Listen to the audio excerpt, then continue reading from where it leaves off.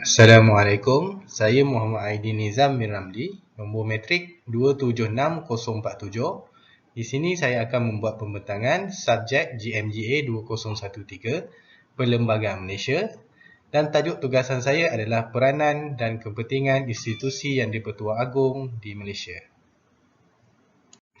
Malaysia merupakan negara yang mengamalkan sistem demokrasi berparlimen di bawah pentadbiran Raja Berperlembagaan.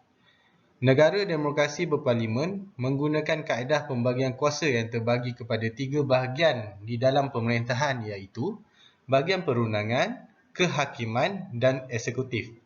Diperuntukkan oleh Perlembagaan Institusi yang di-Pertuan Agong, Raja-Raja Melayu di 9 buah negeri dan Majlis Raja-Raja yang mana Raja-Raja Melayu telah diberi kuasa untuk memilih keistimewaan dan adat istiadat orang Melayu dan pentadbiran agama Islam di negeri masing-masing. Institusi yang di-Pertuan Agong sangat signifikan bagi rakyat kerana ia disanjung tinggi dan berperanan penting dalam kestabilan politik, ekonomi serta sosial negara. Teori atau konsep berkaitan. Latar belakang institusi yang di-Pertuan Agong. Penubuhan institusi yang di-Pertuan Agong. Latar belakang yang di-Pertuan Agong. Sejarah Kesultanan Melayu Malaysia bermula dengan Kerajaan Gulang Kasuka dan Kerajaan Melayu Melaka. Kebanyakan kesultanan negeri di Malaysia berakar umbi daripada Kerajaan Melayu Melaka yang ditubuhkan oleh para Meswara pada tahun 1400 Masihi. Kesultanan Kedah adalah terkecuali kerana asal usulnya berasal dari Kerajaan Purba Langkasuka yang ditubuhkan pada abad kedua Masihi. Kerajaan Kedah juga merupakan kerajaan tertua di Malaysia dan mungkin yang tertua di dunia. Jawatan yang di-Pertuan Agong diwujudkan mengikut manifesto Jawatan Kuasa RIT yang menggubal Perlembagaan Persekutuan. Usaha ini dilihat sebagai tindakan untuk menghapuskan institusi Raja-Raja Melayu. Penubuhan institusi yang di-Pertuan Agong. Mengikut pemerintah Raja yang lama, Major Jeneral Sultan Ibrahim Ibni Sultan Abu Bakar, iaitu Sultan Johor, yang telah dilantik sebagai Sultan pada tahun 1895, adalah Sultan yang paling lama memerintah, tetapi menolak pelantikan itu kerana usia yang sudah tua. Beliau ketika itu berumur 84 tahun. Yang kedua, dalam turutan, Sultan Sir Abu Bakar Riyatuddin Al-Muazzam Shah Ibni Almarhum Sultan Abdullah Al-Mustasim Billah Shah Sultan Pahang yang memerintah pada tahun 1932 tidak mendapat mandat secukupnya untuk dilantik. Yang lama memerintah seterusnya ialah Tengku Abdul Rahman Ibni Almarhum Sultan Muhammad dan Negeri Sembilan yang menaiki tahta pada tahun 1933, kemudiannya telah dilantik menjadi Yang di-Pertuan Agong pertama Persatuan Tanah Melayu pada masa itu. Struktur, dimensi, elemen dan lain-lain perkara yang berkaitan.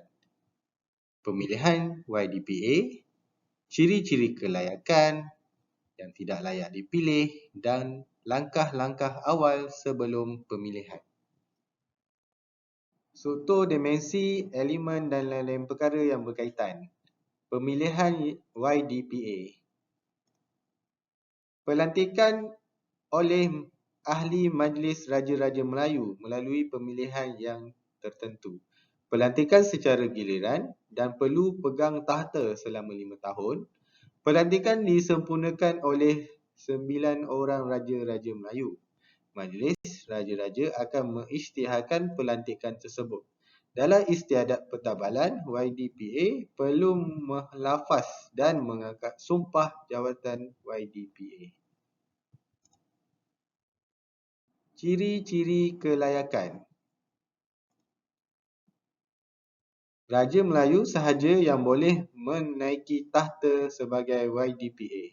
Hanya Raja-Raja Melayu yang dibenarkan mengundi. Raja yang lain perlu dilantik sekiranya ada seorang raja yang tidak dapat berangkat ke majlis pemilihan. Kebiasaannya, raja yang paling kanan dari segi pemerintahan perlu dipilih. Akan tetapi, peraturan ini tidak akan dipakai apabila semua raja dari negeri yang dipilih menjadi YDPA. Akhir sekali, senarai baru yang dikenali sebagai senarai yang telah disusun semula dan digunakan pakai sekarang adalah berdasarkan kepada negeri yang rajanya menjadi YDPA mengikut jadual ketiga Perlembagaan Persekutuan. Yang tidak layak dipilih. Raja yang masih belum dewasa, raja yang telah memberitahu penyimpan mohon besar raja-raja bahawa baginda tidak mahu dipilih atau Majlis Raja-Raja Melayu mengambil maklum akan undi sulit di mana raja tidak boleh menjadi YDPA apabila mempunyai masalah kelemahan akal atau tubuh badan atau masalah lain. Ini memerlukan undian sekurang-kurangnya 5 orang raja. Langkah-langkah awal sebelum pemilihan. Mendapat perkenan tarikh mesyuarat pemilihan sekiranya kekosongan berlaku kepada jawatan YDPA dan timbalan YDPA, urusan pemilihan hendaklah dibuat tidak lewat daripada 4 minggu dari tarikh berlaku kekosongan jawatan itu, dan penyimpan mohon besar raja-raja akan menyembah syarat kepada setiap raja bagi memohon perkenan sama ada baginda berhasrat dicalonkan untuk dipilih menjadi YDPA dan timbalan YDPA. Pelaksanaan di Malaysia.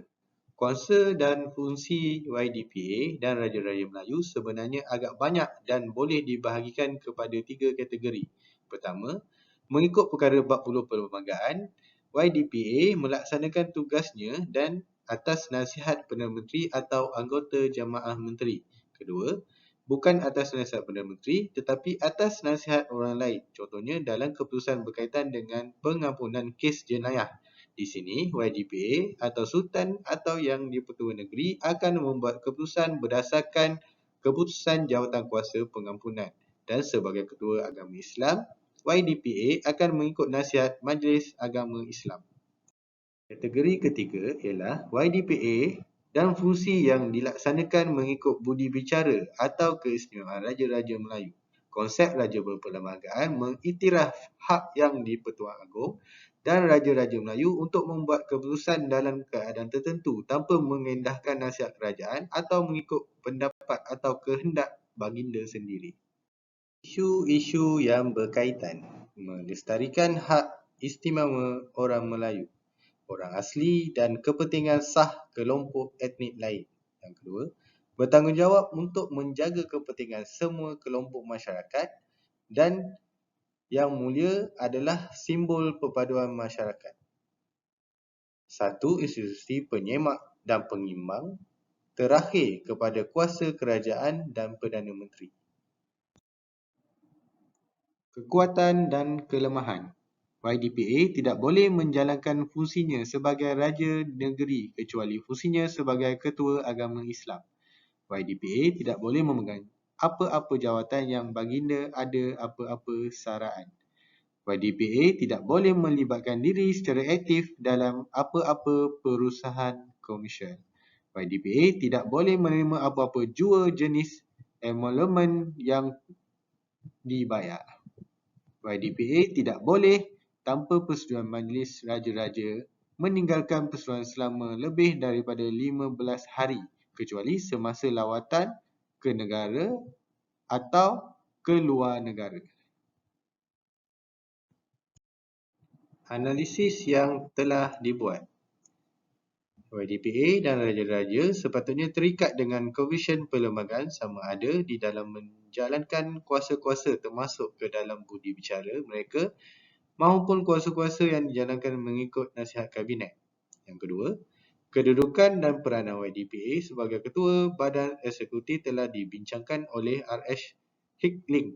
Eksekutif di Malaysia menurut beliau terdiri daripada Yang di-Pertuan Agong, para menteri, pegawai kerajaan, jabatan-jabatan dan agensi-agensi kerajaan yang berada di bawah kuasa YDPA.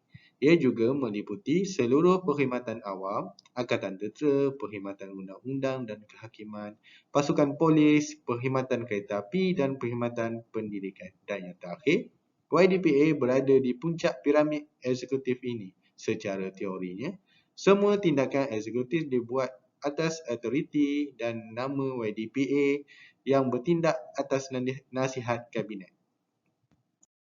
Cadangan pembaikan. Bagi menjamin kelangsungan tradisi institusi raja, sudah tentu perubahan perlu berlaku di dalam institusi raja. Ini akan menjadikan kedudukan institusi tersebut selaras dengan tuntutan masa. Sikap tekun, memaju diri, berkongsi kekayaan dan membuat penegasan dalam beberapa perkara ada kalanya sangat diperlukan.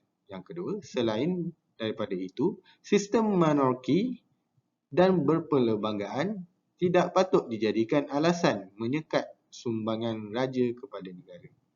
Ketiga, melonjakkan kredibiliti sebagai raja dengan mendekatkan diri dengan masalah masyarakat serta meningkatkan taraf hidup rakyat adalah juga boleh diiktirafkan sebagai maksud tersirat dalam raja berperlembagaan. Dan yang terakhir, raja berperlembagaan bukan hanya merujuk kepada raja yang bertindak mengikut nasihat jemaah menteri semata-mata, hatta dalam hal yang begitu jelas bermotifkan politik, raja berperlembagaan harus bijaksana memastikan konsep konstitusionalisme, terutamanya penyalahgunaan kuasa dilaksanakan sepenuhnya. Kesimpulan yang boleh dibuat, institusi YDPA telah wujud setelah sekian lama, seharusnya dikekalkan bagi menjamin hak keistimewaan orang Melayu terjaga. Sebagai sebuah institusi terpenting di dalam negara, institusi YDPA dilihat memainkan peranan penting dalam memastikan pentadbiran negara berada pada landasan yang betul dan terbaik mengikut acuan Perlembagaan Persekutuan. Institut ini bertanggungjawab pada ketiga-tiga badan eksekutif, perundangan dan kehakiman yang terdapat di Malaysia supaya menjalankan tugas dengan adil dan penuh tanggungjawab demi kepentingan dan kemaslahatan rakyat jelata. Kewujudan institusi YDPA berperanan sebagai juru audit tambahan dari segi perlembagaan. Kewujudan YDPA adalah sebagai penjaga perlembagaan persekutuan, pelindung kepada hak-hak baginda, mempertahankan agama Islam, bahasa Melayu, keistimewaan orang Melayu dan hak kewarganegaraan orang bukan Melayu. Sekian, terima kasih.